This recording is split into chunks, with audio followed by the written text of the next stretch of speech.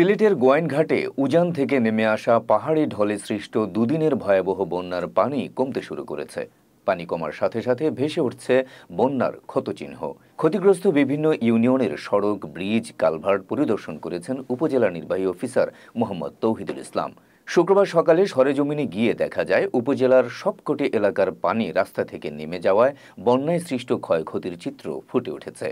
ক্ষতবিক্ষত হয়ে আছে এলাকার বিভিন্ন রাস্তাঘাট, বাড়িঘর, ব্রিজ, কালভার্ট। সড়কগুলোর উপর স্থাপিত এসব উন্নয়ন প্রকল্প স্রোতের তোড়ে ভেঙে পড়ে গভীর গর্তের সৃষ্টি হয়েছে। আবার কোথাও সড়কের কার্পেটিং উঠে গেছে।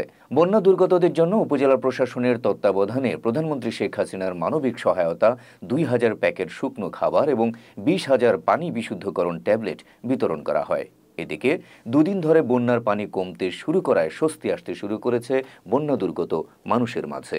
আজকে পানি কমার কারণে মোটামুটি আমরা জানো একটু স্বস্তি পাইছি, আরাম পাইছি।